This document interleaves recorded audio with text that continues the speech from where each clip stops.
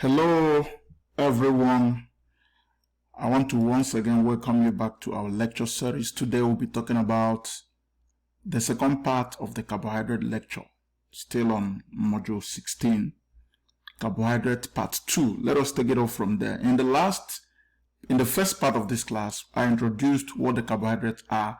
We looked at mainly the monosaccharides and the characteristics and the structure and the isomerism. And today we'll focus our attention on the disaccharides, the glycosaccharides, and then the polysaccharides, including some other important derivatives of the polysaccharides and the oligosaccharides.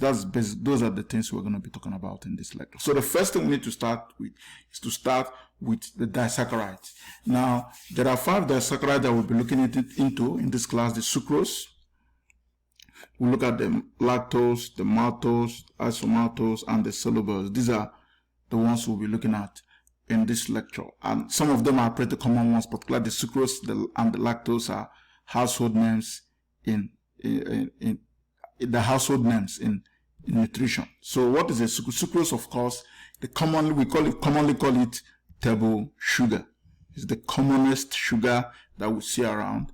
It is obtained mainly from either the sugar cane or it is from the sugar beet. Mainly those are the 2 biggest sources of sugar, the sugar beet or the sugar cane. Now, it is a disaccharide that constitutes of alpha D glucose and beta D fructose. So it's a monosaccharide. The monosaccharide units are the alpha D glucose and the beta D fructose that are linked together by a glycosidic linkage.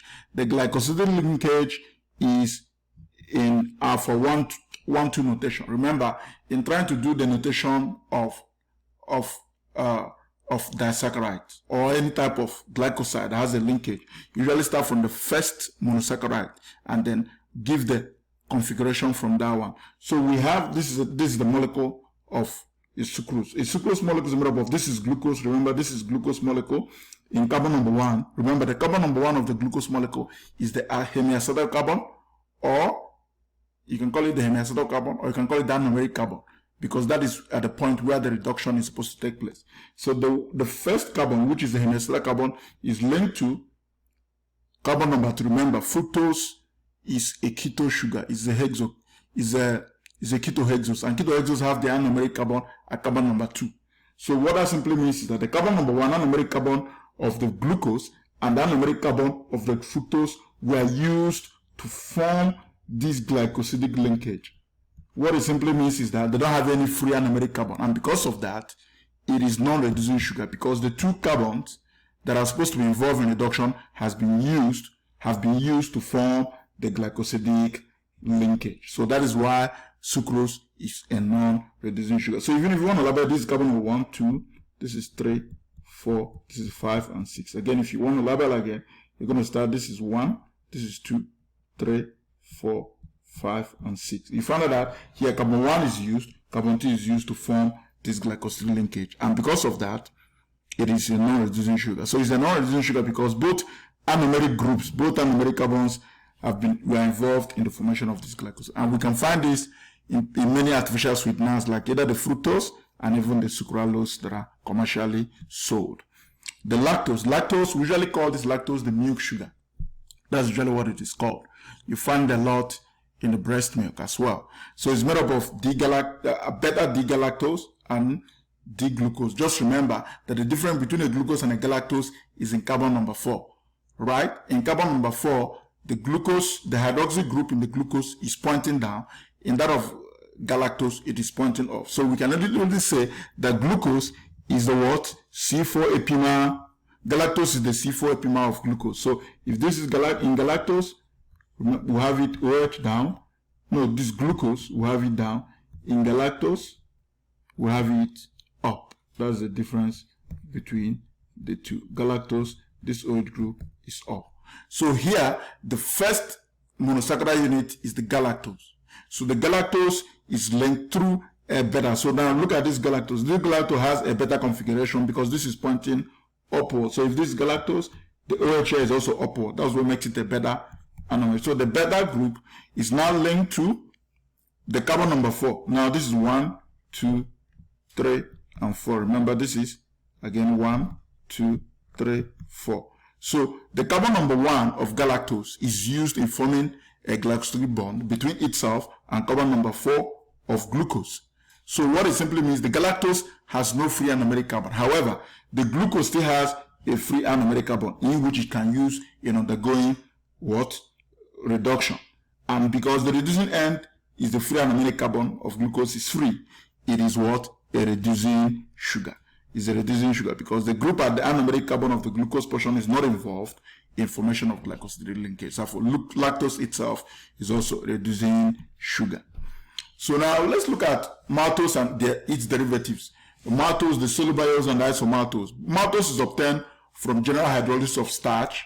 It consists of two residues of glucose molecule joined together by alpha-1,4 glycosidic linkage. Look at this alpha-1,4. Now this is glucose number 1 from the first glucose molecule. The second glucose molecule, this is carbon number 4. If you come from here, 1, 2, 3, 4. What that simply means is that this carbon is free.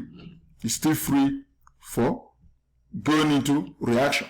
And as a result, maltose itself is a reducing sugar. Now, the difference between maltose and cellulose is that in cellulose is the configuration that differs. In cellulose, look at what happens here. Now, the glucose, this is glucose molecule now because this is pointing down. But the configuration here, this is alpha, is pointing down. Change from what? Beta. So here, what you have together is two glucose molecules. A beta glucose connected to another beta glucose because this is pointing upward. So a cellulose is a disaccharide that is made up of two molecules of beta glucoses that are joined together by a beta glycosidic linkage. Now, that is also different from the isomaltose. The difference here is that the isomaltose itself is made up of two glucose units. In this case, it has a branch. The connection is different. In this case, one of them, like this one now, has a beta 1,6. Now, the first one is on top, is coming from the anomeric carbon, which is used up, and linked to the 6. This is carbon number 6 of the second one. So if you count this 1, 2, 3, 4, 5, and 6. So it is an alpha configuration. So this is alpha 1,6 glycosidic linkage to form the isomaltose. So the difference between maltose, cellulose, and isomaltose is the configuration of what? Of the OH group at anomeric carbon. And that is what brings out the difference in formation of all the glycosidic linkage between these three maltose and its derivatives. All right. The oligosaccharide, remember in early part of this chapter, we said oligosaccharides are those that contain from 3 glucose molecules and above. Because now let me tell you this, some authors will insist that oligosaccharide is from number 2, from disaccharide and above. That is okay. But for me, I want to see that there is monosaccharide, there is disaccharide, and the oligosaccharide is from 3 and above. Now, if you see the structure I have here, the oligosaccharide particularly are not usually talked about a lot, but it's important I show you a few of them. Now, this is the class we call the raffinose family of oligosaccharide. The raffinose family of oligosaccharide are actually derivatives of sucrose. Now, look at what happens here. Sucrose is made up of, remember we talked about it already, a molecule of glucose combined with a molecule of what? Fructose to form this. So fructose itself here, this is a disaccharide, the disac. Let me just write this short, a disaccharide. This is a disaccharide. That's not my emphasis. Now, this raffinose family starts from the raffinose itself. Raffinose is a trisaccharide. See, the raffinose itself, okay, no, let me point out. So raffinose is made up of, look at what happens here. This is glucose plus fructose. If you look at this now, if you look at this, this is actually very interesting. If you look at this molecule now, this carbon is positioned, this OH group on this carbon is up. That tells you that this is what? A galactose on its own. This is a galactose molecule. So when you have a galactose connected to a sucrose molecule, you form the raffinose. So raffinose itself here is what? Is a trisaccharide. Is a trisaccharide of fructose, glucose, and galactose. And then if you add one more molecule of galactose to the raffinose molecule, you form a tetrasaccharide. In this case, this tetrasaccharide is what? Stachose. So stachose itself is what? A tetrasaccharide. And then if you connect another molecule of fruit, remember this is galactose, sorry. another molecule of galactose to starches, you form a pentasaccharide, verbose. So verbose itself is verboscose, rather. It is called verboscose. Is what? Verboscose, oh, I'm not supposed to write the name, I'm supposed to write. So verboscose contains 1, 2, 3, 4, 5.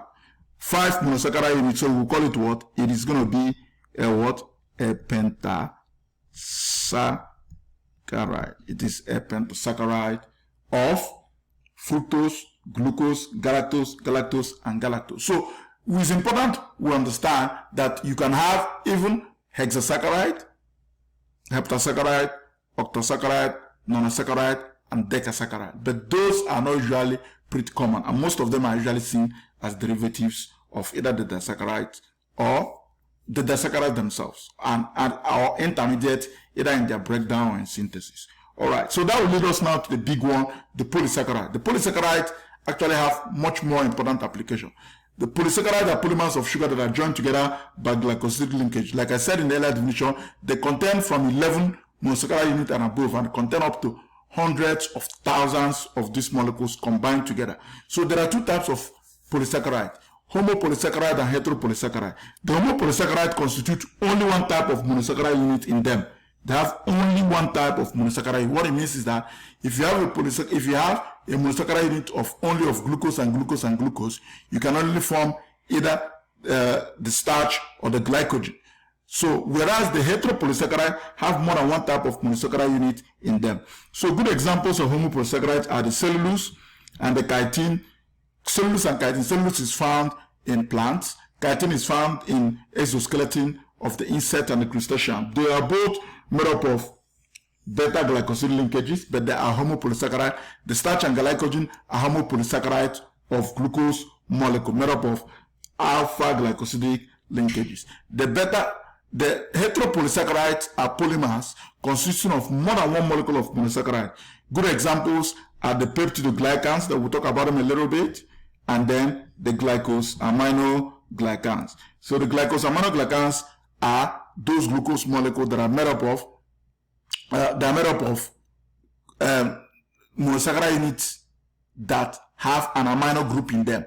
That amino group, we call them the amino sugars. So these are the polymers of amino sugars. Whereas the peptidoglycans are just polypeptide chains that contain disaccharide or some polysaccharide units in them. And we're going to talk about these as we move on. Alright, so let's start from the first one here. The first of the Homo Polysaccharide, that's what we're talking about. Cellulose is the major structural component of plant, especially of wood and of plant fibers.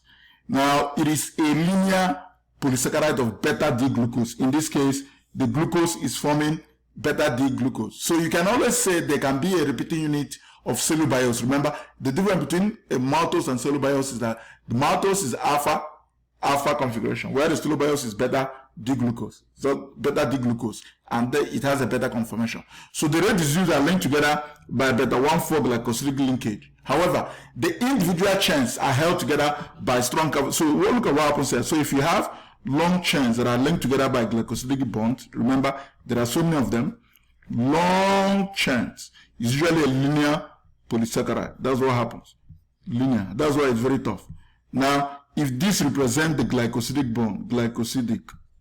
bond, look at what happens here. What happens is that individual linear polymers are now held together by hydrogen bonds. Remember, there's a lot of OH group here, so there will be a lot of hydrogen bond holding them together. This complex hydrogen bonding is what actually makes it to be very, very tough, very, very tough and strong.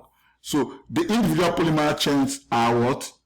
Held together by hydrogen bonds. So this is a linear polymer of beta. So this is glucose, this is up, telling you this is a beta configuration. This is beta-1,4, beta-1,4, beta-1,4 linkages of the cellulose. Okay, we go to the next one, the starch.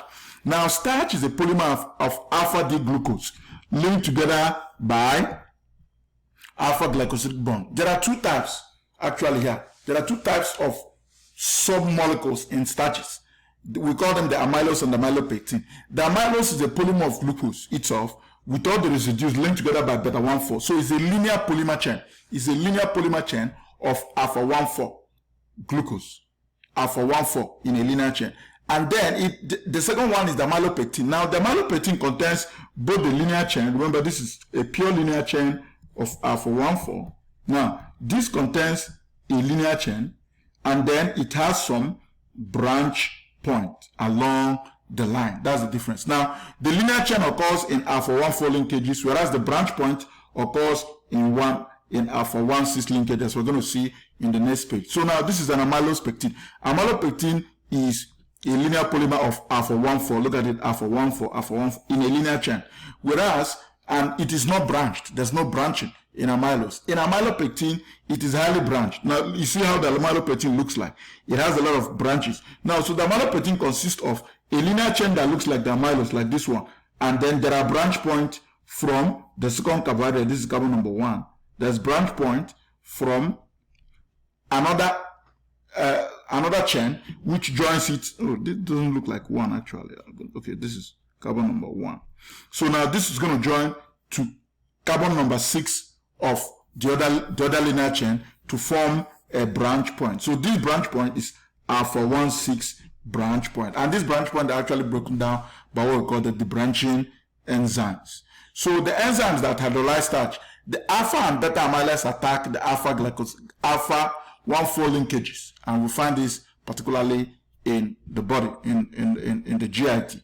Now, the beta amylase is an exoglucosidase that cleaves only the non-reducing end of the polymer. The non-reducing end is the side that has the anomeric carbon that is used up from 1,4. And then the maltose is usually the product of this reaction. If you break your starch, the first thing you get is the maltose. And then if you break maltose down, you now get your glucose molecules. Then the alpha amylase is an end-glucosidase that can break it at any point. It doesn't matter. The alpha amylase is more versatile. It can break this point from any point to form both glucose and the maltose as product of this reaction. Now, the debranching enzyme is the only enzyme that breaks the alpha 1,6 glycosidic bond, because this is the one you find in the alpha in the amylose pectin from the 1,6 branch point. It is done by the debranching enzyme. It is called the debranching enzyme. Now, the glycogen. You see, the glycogen is much more branched. Remember what I told you? Most of the things you find in the animal cell, they usually like to be condensed, because if they're condensed, they can enter the cell. Remember when we talked about the typical basis of the formation of the micelle, how the body wants to always make sure that everything is folded, the globular proteins. Now, yes, the glycogen has a protein, a big protein that is called the glycogen. No, glycogen, sorry, I circled the wrong one. The glycogen. The glycogen is the protein that is found at the heart of the glycogen. That is where I gained from the name. So now, again, like I said, it consists of chains of alpha 1,4 linkages and a branch point at alpha 1,6 linkages. The difference between amylose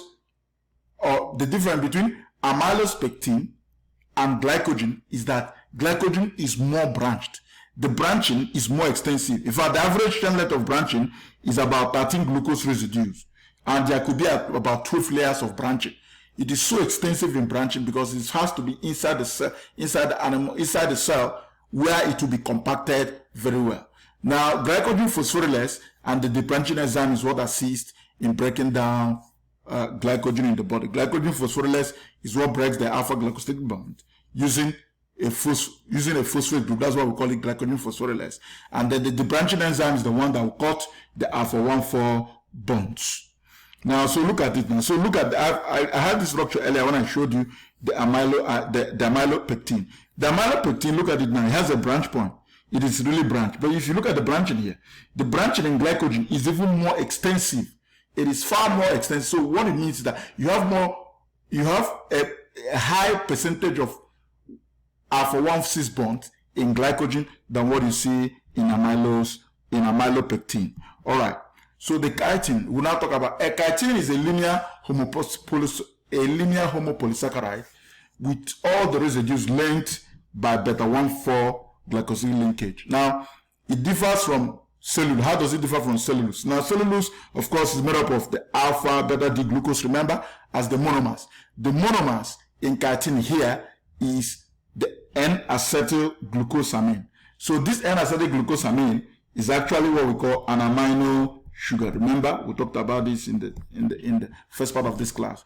Those sugar molecules that have one of their groups that have been replaced by an amino group. So that's why we call it N-acetylglucosamine. So that's exactly what happens here. It is a major structural component of the exoskeleton of the invertebrate, such as the insects and the crustaceans. And it also occurs in cell wall of algae, the fungi, and the yeast. And we're going to see what that looks like. So this is N-acetylglucosamine. So remember, this is carbon number 1, 2, 3, 4, 5, 6. Now the carbon number 2 that is supposed to have an OH group, what happens here? Now contains an amino group. And that amino group is now attached through an amide bond to an acetyl group to form the N-acetyl-D-glucosamine. So it is the connection of this the linear connection of this N-acetylglucosamine to form is what forms a polysaccharide chitin. So this is what forms. When you begin to have this repeating unit connected and connected into hundreds of thousands, we say this is a chitin. Or I don't know if you can call it a chitin, but I call it actually chitin molecule. Now let's talk about the hetero polysaccharides. The hetero polysaccharides are major structural components of the bacterial cell wall. They are very tough and strong. The prokaryotic cell walls contain the polysaccharides that are cross-linked. They have cell walls that are cross-linked by peptide repeating unit, by peptide bonds. Now the repeating unit of the polysaccharide we find here consists of two residues that are linked together by beta glycosidic linkages. One of the two monomers, there are two monomers. Remember, this is a hetero polysaccharide. What it means, the two monomers of the monosaccharide unit are different. Now the first one is made up of the amino sugar, the N-acetylglucosamine. Now remember, I talked about it earlier in chitin. And the second one is not made up of glucose, rather it is made up of what we call an amino sugar. A sugar too, not an amino sugar in this case, a sugar molecule that is also different. This sugar molecule is acidic because it contains the carboxylic group. Let's see, it is called N-acetyluramic acid. Look at what happens here now. Remember, this is the N-acetyl point. This is an amino sugar, just like the first one. This is N-acetylglucosamine. You have this portion that contains the N-acetyl here. Now you have this here, a constant. You have it here, but additionally in carbon number 3, look at what happens there. The OH group at this point forms an ether bond with this molecule. This molecule is actually propanoic acid. Propanoid.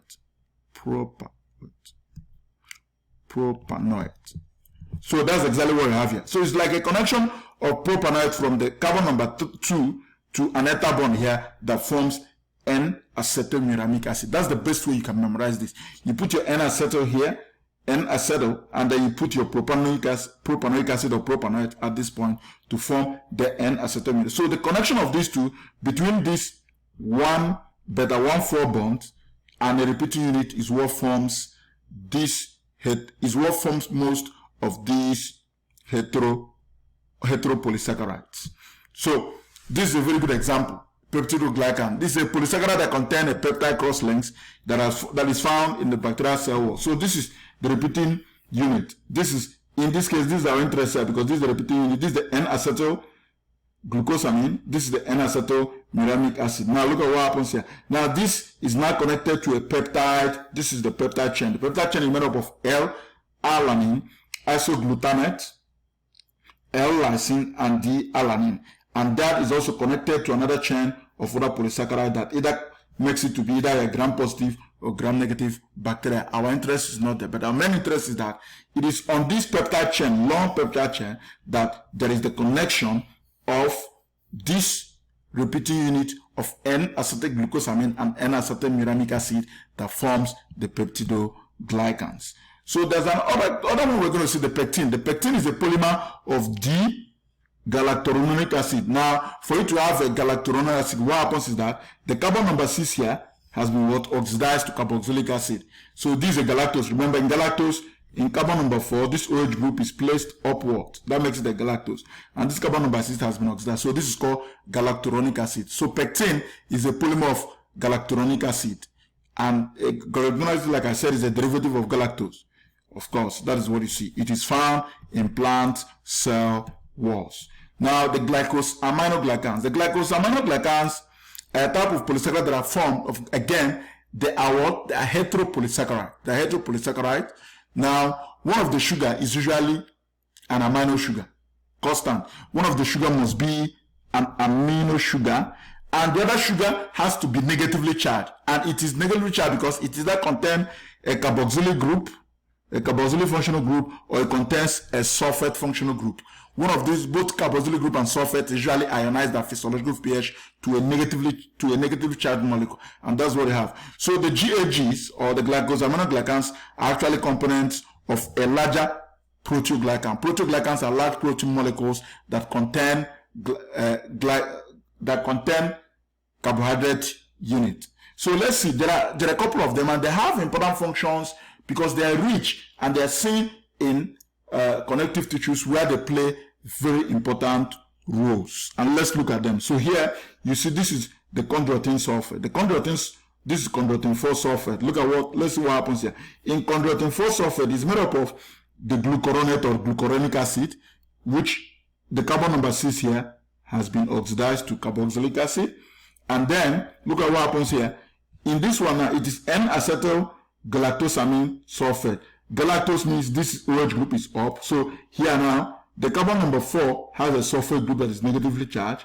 And here, it is an amino group that has N-acetyl galactosamine 4 sulfate. The same thing you find across here. Again, this is what? This is D-glucuronate 2 sulfate. So this is here now, the OH group, our carbon number 2 has a sulfate group, which makes it negative and negative charge again. Here you have your what?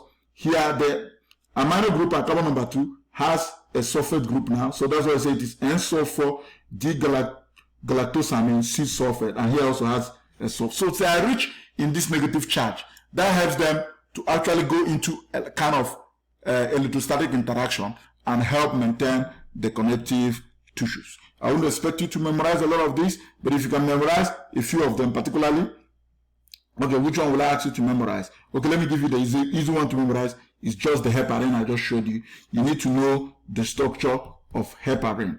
Just know the structure of heparin alone. And I won't bother you to memorize. But just understand that these glycosaminoglycans are usually negatively charged because of either the presence of the carboxylic group or the presence of the sulfate group. And they must contain an amino sugar as well. Okay, let's now look at their functions. Heparin, commonly used in the medical medical practice, it has a high negative charge and is a natural anticoagulant. Hyaluronate or hyaluronic acid are components of the vitreous humor. Vitreous humor is of the eye, and the synovial fluid. Synovial fluid is in the joint, and the lubricant fluid of most of the body joint. It is very, very important where it plays a kind of lubrication. The chondroitin sulfate and keratin sulfate are found in the tendons, in the cartilage, and in other connective tissue. Whereas the dermatan sulfate is also found, is an extracellular component of the matrix of the skin. It is found in the skin, helps maintain the skin as well. So they have very, very important functions in the body. Now the glycoproteins. The glycoproteins are those carbohydrate residues that are covalently linked to a polypeptide chain. Now, common examples I'm going to be talking about will be the antibodies. The antibodies are the glycoproteins that are found on the cell membrane. What do? The oligosaccharide portion of these glycoproteins act as antigenic determinant. They act as antibodies, which are portions of the molecules of in this cell membrane that act as antibodies that recognize foreign bodies or the antigens. And when this thing happens, remember, if an antibody AB reacts with an antigen, what forms is agglutination or precipitation. It forms agglutination. So that is how our body is being protected. Now, however, it is the basis for what? The action of, or the classification of the blood group system, which we call the ABO system. So the ABO system, the difference is that the ABO system identity depends on the carbohydrate, or not carbohydrate, the monosaccharide content of the glycoprotein. If the monosaccharide component changes, it makes it unique for that particular A, B, O, or the AB, as I'm going to show you actually in the next page. Now, in the ABO system, I like showing students, the ABO system is a very easy system to understand as biochemists. Now, this is the ABO, this is the O, the A, the B, and C. How do you see? The O, remember, we usually say that the O blood type is usually, we can call it what? The universal donor. Remember, they can donate to anyone. We call them, why are they universal donor? They're universal donor because look at what they contain. They contain 4 oligosaccharides, 4 monosaccharide units. It's an oligosaccharide, so it contains 4 monosaccharide. What are these 4 monosaccharide units? It contains the fucose. The fucose is the first one, the connection to the protein. It contains, remember, this is the red blood cell. This represents the red blood cell, which is the red blood cell, the erythrocyte. Now, it contains the fucose. The fucose is now connected to the galactose. The galactose is now connected to what again? The N-acetylglucosamine. And this again is connected to a galactose.